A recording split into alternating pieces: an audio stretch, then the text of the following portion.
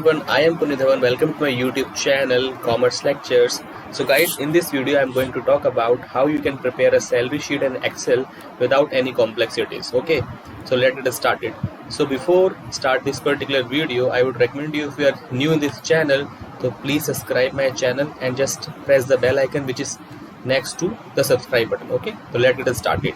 Okay, so it is my window interface, and in order to make the salary sheet I will have to go to the Excel. Okay, so you will have to write here, that is Excel, or you can press window R button. Okay, so you will have to open this Excel.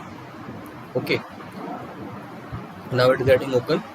So we will take new blank workbook. Okay, now you can see we have opened our Excel interface. Now I will be telling you how you can prepare a salary sheet with the help of data. Okay, so in order to prepare a salary sheet, we should have some data. Like we will take some data, like it is like serial number,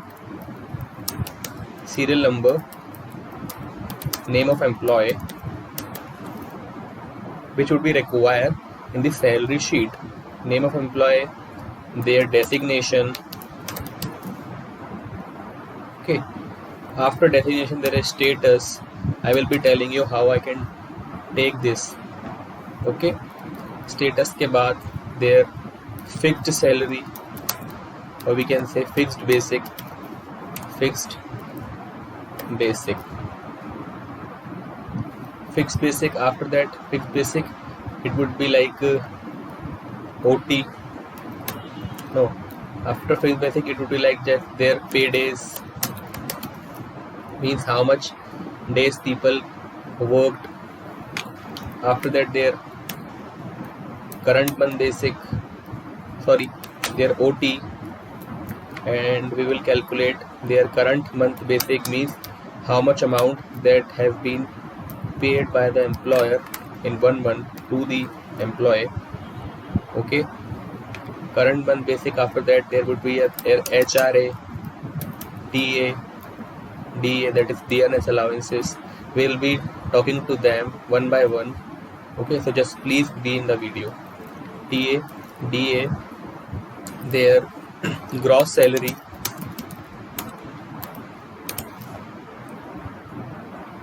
के बाद their PF, their PT, and their net salary.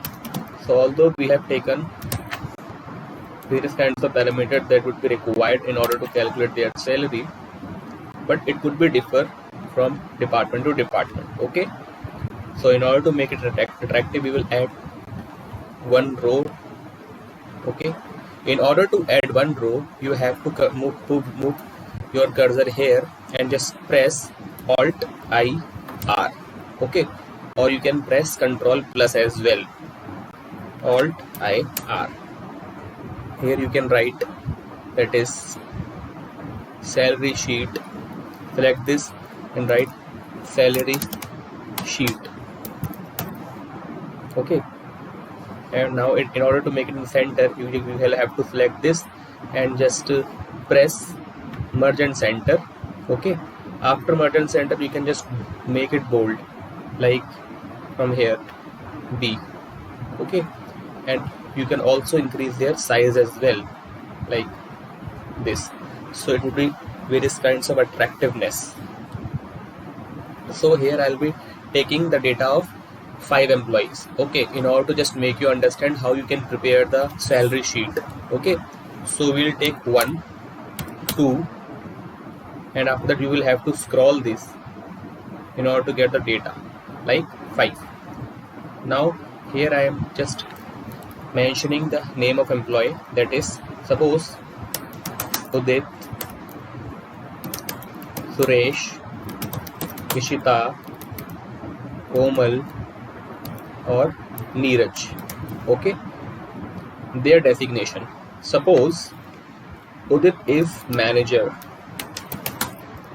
Suresh is supervisor, Ishita is clerk, Komal is worker, and Neeraj is peon. Okay, Now we have taken their designation. Okay, now I am just telling you how I taken this status, because whenever I will be preparing the salary sheet and whenever I will be calculating the salary from different employees, so it would be very difficult for me to prepare their salary according to their designation. That's why I have taken this particular status parameter. Okay, because we can just categorize the top level executive under top category, like status. It could be like top, we can say that is skill, semi skill and unskilled person. Semi skilled persons are those who have partially used their brain or partially they have involved in actions. Managers are the person who use their skills, who are skilled person, and the clerk or they we can sorry worker and peon are the persons who never use their mind but they are dependent on their action. Okay, so we have categorized into three categories. Like manager comes under skill level, supervisor semi skill,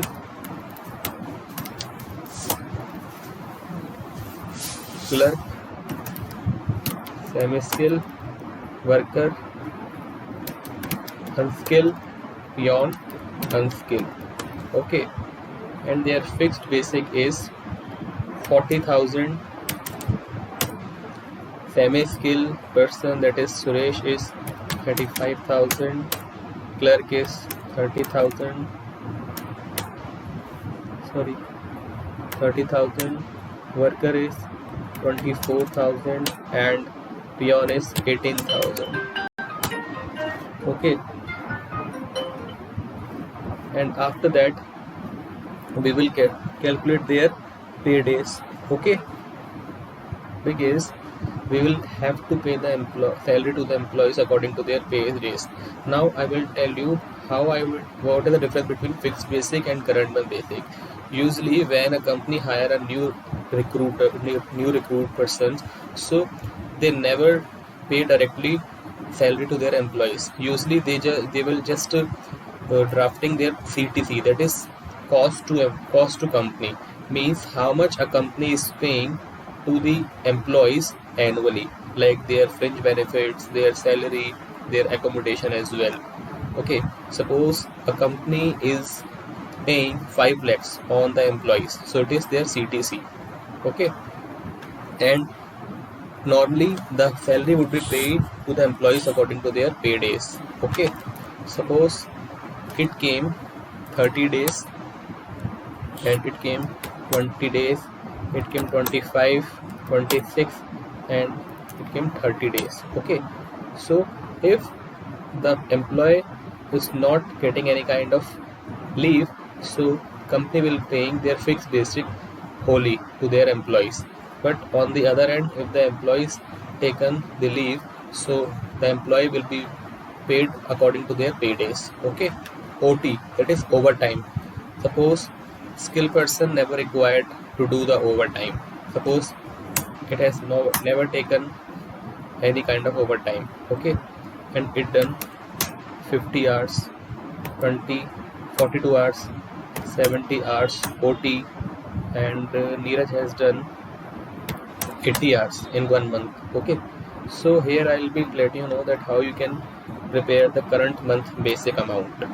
ठीक है, so current month basic account को calculate करने के लिए कि कितनी salary हम एक एम्प्लॉयज़ को पे करेंगे, उसके लिए हम एक फॉर्मूला बनाएंगे, that is equal to we will take their fix basic. Here I am just telling you that all the calculation will be drafting on the basis of fixed basic salary. Okay, so here we will select their fixed basic divided by 30. Now why I am just dividing it by 30? Because whenever I will be dividing it by 30, so I will get their 1 day salary. Okay, and after dividing it from 30, I will multiply it from their pay days. Okay, enter. So you will be having their salary that would be paid to the employees on their current month basic. ठीक है, Control D. So you will be having their salary of current month basic. ठीक है, मैंने क्या किया यहाँ पे, मैंने सबसे पहले फिक्स बेसिक को सिलेक्ट किया, फिर उसको डिवाइड किया 30 से, क्यों? क्योंकि 1 महीने के अंदर हम मान रहे हैं कि हम 30 डेज का उसको पे करते हैं, ठीक है। फिर उसको हमने मल्टीप्लाई कर दिया उसके पे डेज से, तो हमें मिल जाएगा कि हम कितना अमाउंट उसको पे कर रहे हैं 1 मंथ के अंदर, ठीक है। लेकिन यहाँ पे एक बात नोटिस करने वाली है, यहाँ पर आपने ओटी तो ऐड किया ही नहीं है, ठीक है। ओटी भी ऐड होना चाहिए जिन जिन एम्प्लॉयज़ ने ओवर टाइम किया है। सो ओटी को ऐड करने के लिए आपको क्या करना होगा, आपको सबसे पहले यहाँ पे इसको सिलेक्ट करना होगा। उसके बाद आपको प्लस के ऑप्शन को प्लस करना पड़ेगा। प्लस के ऑप्शन को आप प्रेस कीजिए, फिर ओपन करली ब्रैकेट ओपन के बाद आपको अगेन फिक्स्ड बेसिक को सिलेक्ट करना है, ठीक है। मैंने क्या किया, मैंने सबसे पहले प्लस को प्रेस किया, करली ब्रैकेट ओपन किया, फिक्स बेसिक को सिलेक्ट किया, फिर इसको अगेन मैं डिवाइड करूंगा 30 से। मेरे पास 1 डे की सैलरी आ गई। अब सपोज एक एम्प्लॉय जो है वो कंपनी के अंदर 9 घंटे काम करता है, ठीक है। तो मैं इसको डिवाइड करूंगा 9 से, तो मेरे को उसकी 1 घंटे की सैलरी मिल जाएगी, ठीक है। अब 1 घंटे की सैलरी मिल गई उसकी, अब मैं उसको मल्टीप्लाई कर दूंगा उसके ओटी से, ठीक है। तो उसकी सैलरी उसके ओवर टाइम के अकॉर्डिंग निकल के आ जाएगी कि जितने घंटे उसने काम किया है और जितनी उसकी करंट मंथ बेसिक की सैलरी है, ठीक है। तो मैं इसको एंटर कर दूंगा अब, तो आपके पास निकल के आ जाएगी उसकी salary with their over time. अब इसको मैं नीचे करके स्क्रॉल कर दूंगा कंट्रोल डी, तो आपके पास उसकी ओरिजिनल सैलरी निकल के आ जाएगी जो कि हम उसको पे कर रहे हैं उसके ओवर टाइम के साथ, ठीक है। तो यहाँ हमने करंट मंथ बेसिक निकाल लिया है। अब यहाँ पे एक चीज़ भी ध्यान देने वाली है, कभी कभी जो हमारे एम्प्लॉयज़ होते हैं जो कि हार्ड वर्क करते हैं उनको ओवर टाइम डबल पे किया जाता है। तो आप इसको क्या कर सकते हैं, आप इसको मल्टीप्लाई बाय 2 भी कर सकते हैं, ठीक है, जिससे कि एम्प्लॉयज़ को जो ओवर टाइम है वो डबल मिल रहा है तो वो उसमें कैलकुलेट हो जाएगा, ठीक है। अब एंटर कीजिए यहाँ पे। उसके बाद हमारा होता है HRA, जिसे हम बोलते हैं house rent allowances. Basically employees को पे किया जाता है उनको टैक्स का बेनिफिट प्रोवाइड करने के लिए, ठीक है। सो हम HRA को हम कैलकुलेट कर सकते हैं फॉर्मूले की मदद से, जिसे हम नेस्टेड इफ बोलते हैं। मैं आपको बता चुका हूँ कि नेस्टेड इफ फॉर्मूला जो होता है वो अप्लाई किया जाता है अलग अलग सिचुएशंस में। जब मैं मल्टीपल इफ अप्लाई कर रहा हूँ, ठीक है, लाइक इफ के अंदर इफ के अंदर इफ, तो वहाँ पर मैं नेस्टेड इफ का फॉर्मूला अप्लाई करता हूँ। लेकिन गवर्नमेंट क्या कहती है, गवर्नमेंट कहती है कि अगर आपके एम्प्लॉयज़ 20 हैं, अगर आपके ऑर्गेनाइजेशन के अंदर 20 एम्प्लॉयज़ हैं और वो रजिस्टर्ड है, तो आपको क्या करना पड़ेगा, आप अपने कंपनी के अंदर HRA दिखा सकते हैं और आप यहाँ पे 5% से लेके 70% के बीच में आप नॉर्मल HRA अपने एम्प्लॉयज़ के बारे में दिखा सकते हैं। लेकिन यहाँ पे हम नेस्टेड इफ फॉर्मूले का यूज़ करेंगे, ओके। तो मैं क्या कर रहा हूँ, मैं यहाँ पे एक फॉर्मूला लगा रहा हूँ, दैट इज़ अगर मेरा एम्प्लॉय स्किल है तो मैं उसको 40% HRA दूंगा उसका फिक्स बेसिक का। अगर एम्प्लॉय सेमी स्किल है तो मैं उसको क्या करूँगा, उसको मैं 30% दूंगा उसकी फिक्स बेसिक का। ये सारी कैलकुलेशन मेरी फिक्स बेसिक के ऊपर ही होगी, आप ये ध्यान रखिएगा, नॉट करंट मंथ बेसिक, ठीक है। और अगर एम्प्लॉय मेरा अनस्किल है तो मैं उसको 20% सैलरी दूंगा उसके फिक्स बेसिक का, ठीक है। अब यहाँ पे मैं कैलकुलेशन करता हूँ, इज इक्वल टू इफ अगर मेरा एम्प्लॉय स्किल पर्सन है, आपको स्टेटस को सिलेक्ट करना है, ये वाला column skill. If this is equal to semi column के अंदर इन्वर्टेड कॉमा के अंदर आपको सिलेक्ट करना होगा, इन्वर्टेड कॉमा के अंदर आप सिलेक्ट कीजिए अगर ये मेरा पर्सन स्किल है, ठीक है। अगर ये पर्सन मेरा स्किल है तो आपको क्या करेंगे, आप इसको पे करोगे फिक्स्ड बेसिक का कितना, 40%। फिक्स बेसिक का उसको 40% पे करोगे, ठीक है। मैं बार बता रहा हूँ आपको स्किल इसको सिलेक्ट करना है, उसके बाद आप उसको फिक्स बेसिक का पे करेंगे, नॉट करंट मंथ बेसिक का, ठीक है।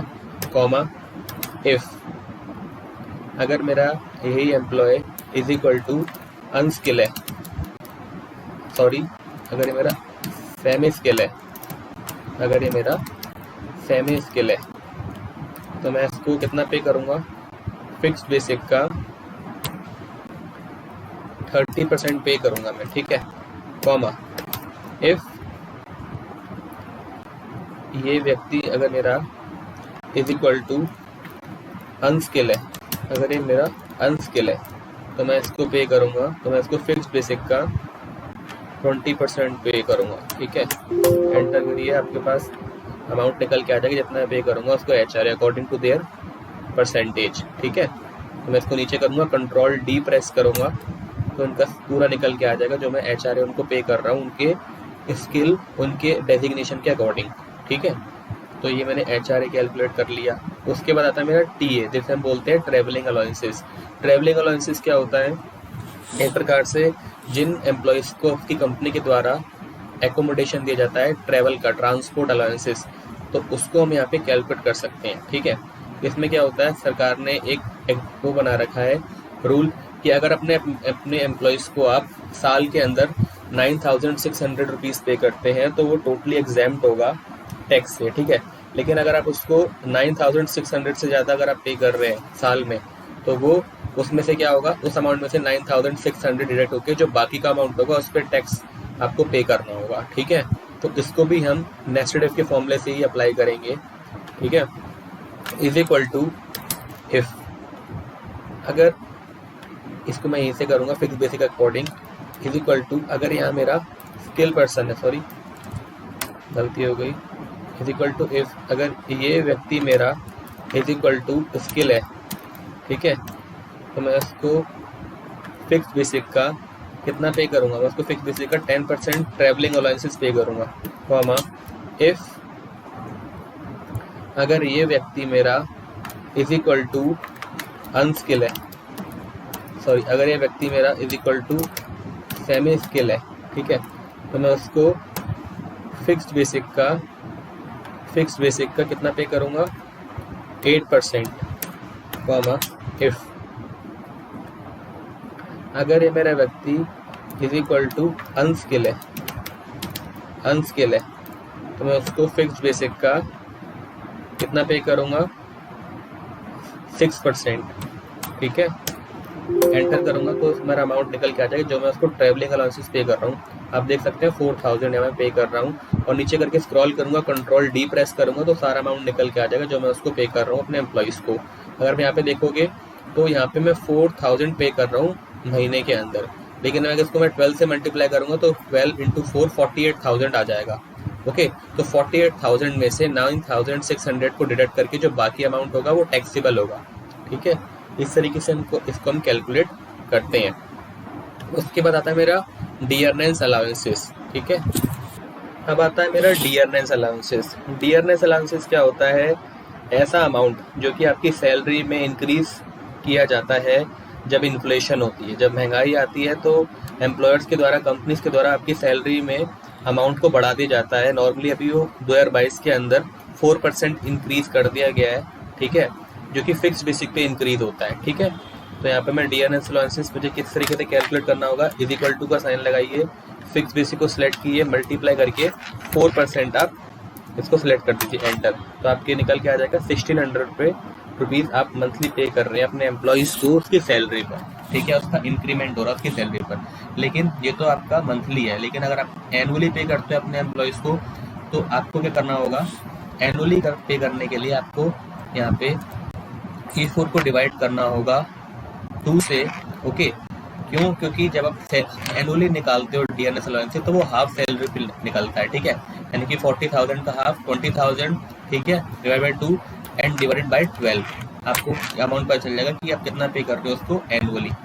कंट्रोल D, तो सारा अमाउंट आप अगर आप पे कर रहे हो तो आपको 1,666 या पे कर रहे हो उसको एनुअली।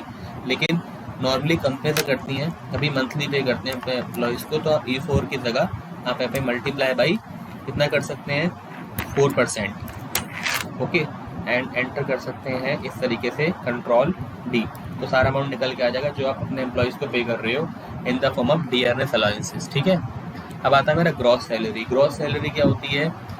वैसी सैलरी जो कि आपको इंटरव्यू के टाइम पे बताई जाती है कि आपको इतनी सैलरी पे की जाएगी। ठीक है, तो उसमें मेरा क्या आता है, current month basic, HRA, TA और DA। ठीक है, ये 4 पैरामीटर्स मेरे ग्रॉस सैलरी के अंदर काउंट किए जाते हैं। तो ग्रॉस सैलरी को काउंट करने के लिए आपको क्या करना है, अपने कीबोर्ड की मदद से आपको alt is equal to press करना है।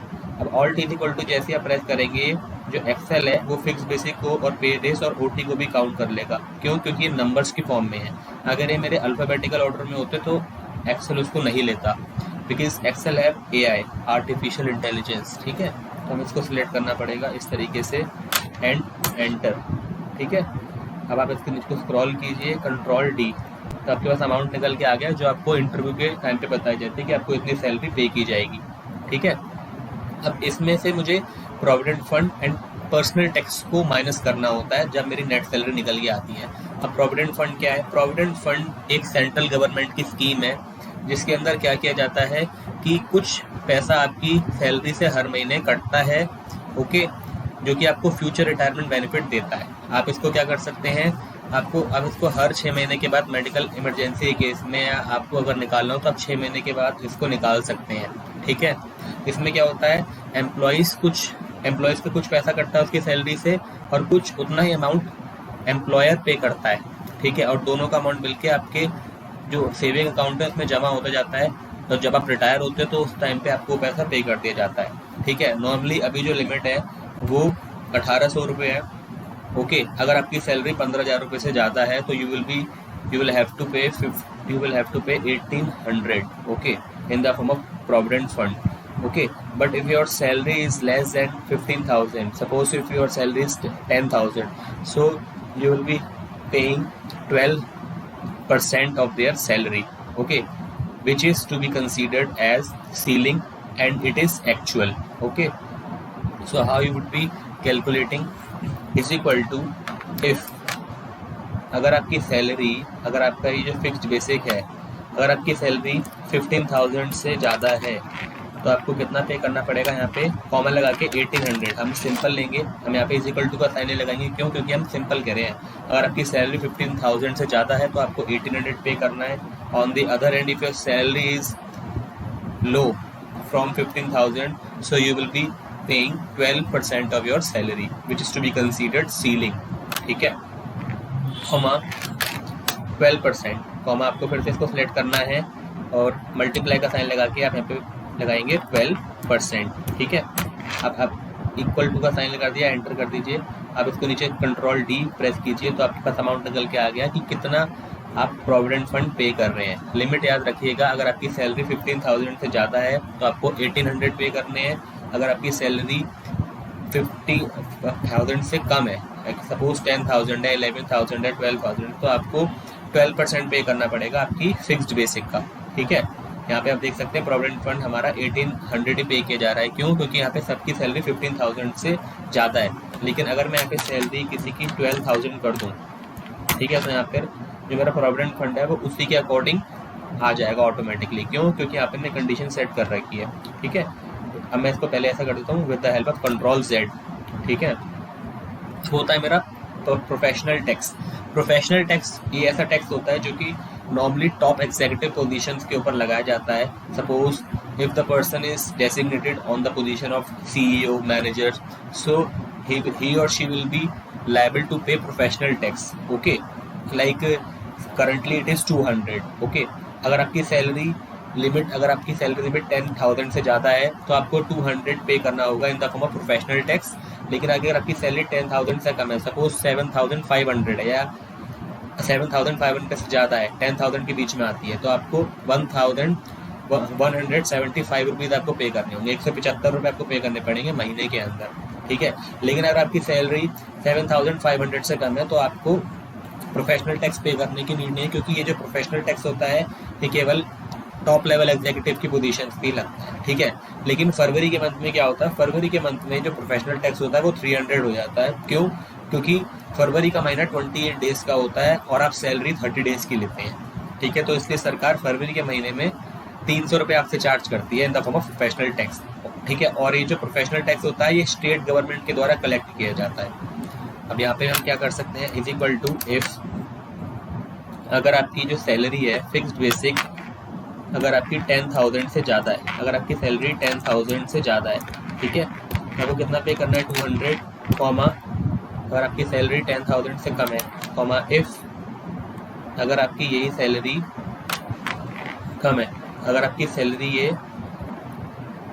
लेस देन 7,500 है, सॉरी, अगर आपकी जो सैलरी ग्रेटर देन और इज इक्वल टू 7,500 है तो आपको कितना पे करना होता है, प्रोफेशनल टैक्स अमाउंट 1,175। और अगर आपकी सैलरी 7,500 से कम है तो आप टैक्स नहीं पे करेंगे, ठीक है। Enter yes. अब देख सकते हैं कितना अमाउंट पे किया जा रहा है in the form of professional tax. Control D press कीजिए, यहाँ पर सारे लोग 200 पे कर रहे हैं, क्यों? कि सबकी सैलरी 10,000 से ज़्यादा है। लेकिन अगर आप चाहते हैं कि जो मेरे अनस्किल पर्सन है, ठीक है, जिनके ऊपर टैक्स नहीं लगता, वो ऑटोमेटिकली वहीं से डिडक्ट हो जाए, यानी कि उन पर टैक्स लगे ही ना, तो उसके लिए हम एक फॉर्मूला अप्लाई कर सकते हैं। स्टार्टिंग में आपको फॉर्मूले पे अगेन आना है और इज इक्वल टू के बाद आपको यहाँ पे प्रेस करना है अगेन इफ फॉर्मूला। इफ के बाद आपको एक कंडीशन सेलेक्ट करनी है, अगर ये मेरा इज इक्वल टू अनस्किल है, अगर ये मेरा इज इक्वल टू अनस्किल है, तो मुझे जो टैक्स होगा वो सिंगल कॉमा डबल कॉमा वो मेरा 0 हो जाएगा, यानी कि अनस्किल पोजीशन में मेरा टैक्स नहीं लगना चाहिए। तो मैं एंटर करूँगा और इस तरीके से मैं इसको यहाँ पे कॉमा लगाऊंगा और एंटर करूँगा। आप देख सकते हैं जो मेरा अनस्किल लेवल की जो पोजीशन है ना, उनके ऊपर टैक्स लगेगा ही नहीं। क्यों? क्योंकि हमने यहाँ पे कंडीशन सेट कर रखी है, ठीक है। यहाँ पे दो जो कोमल है और नीरज है, ये वर्कर और प्योन कैटेगरी में आते हैं जो कि अनस्किल होते हैं, तो इन पे टैक्स लग ही नहीं रहा, ठीक है। तो इस तरीके से हम इस कंडीशन का भी यूज़ कर सकते हैं। अब नेट सैलरी तो बहुत ईजी है, आपको क्या करना होता है, ग्रॉस सैलरी में से professional tax and provident fund को मैनेज कर दीजिए, आपके पास नेट सैलरी आ जाएगी। तो आप इज इक्वल टू सेलेक्ट कीजिए gross salary minus provident fund minus professional tax, enter कीजिए। 59,600 ये वो सैलरी जो कि आपको इन हैंड मिलेगी, ठीक है। तो ये सारे पैरामीटर्स थे जो कि हम सैलरी शीट के अंदर एक्नॉलेज करते हैं जब हम सैलरी शीट बनाते हैं किसी भी एम्प्लॉय की, ठीक है। आई होप आपको वीडियो से लगा होगा, वीडियो से लगा हो तो वीडियो को लाइक कीजिएगा, चैनल को सब्सक्राइब कीजिएगा। Thank you.